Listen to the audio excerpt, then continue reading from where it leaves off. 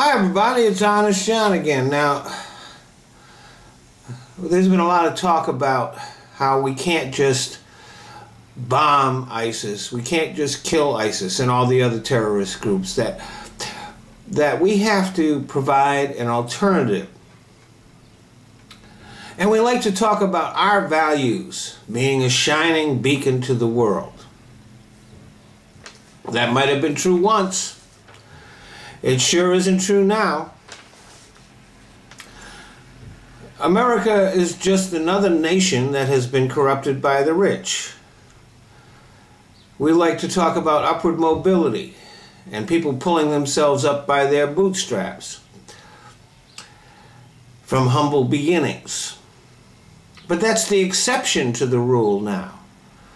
It's not really happening. We blame the religion of Islam for radicalizing young people. But that fails to explain the increasing number of people of all faiths or no faiths who have become radical and dangerous. The real problem is, in fact, in us. And it's the fact that the rich, their greed, and that they've been allowed to rig the system so that it only works for them and not for anybody else.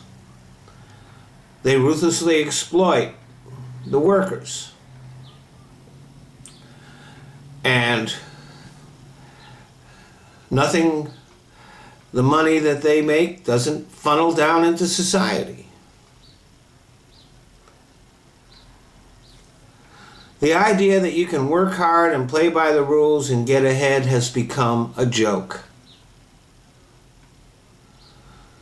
Take a look at the economic crisis. The people who caused it were the rich. The people who paid for it were the middle class and the poor. Did the rich suffer? No. They got richer. Did they go to jail? No. Did they lose their money? No. What happened was the greatest transfer of wealth from the poor and the middle class to the rich in the history of the world. Because our taxes went to keep the rich rich. Our tax money was used to bail them out.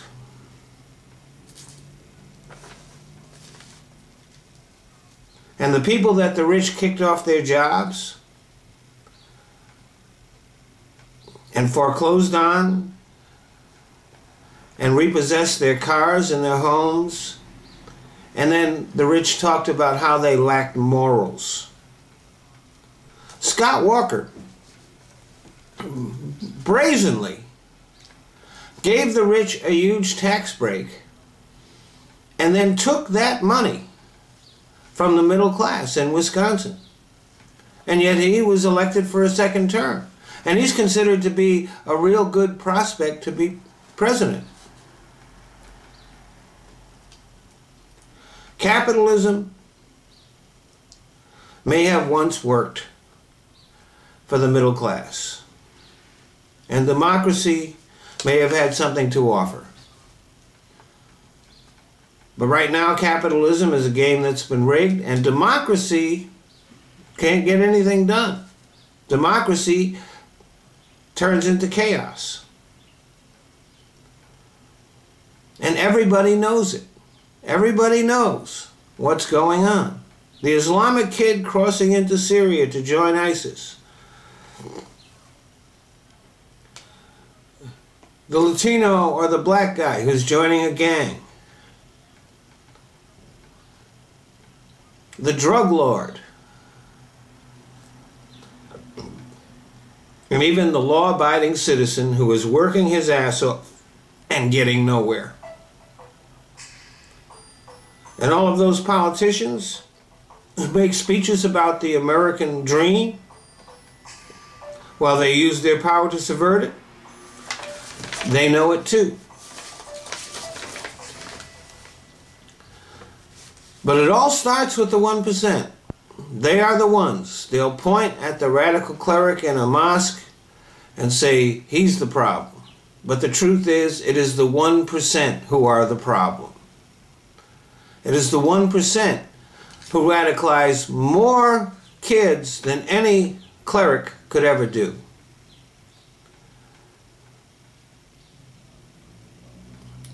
So if you want to end the threat of terrorism, of mass murder, of so many things wrong with this world,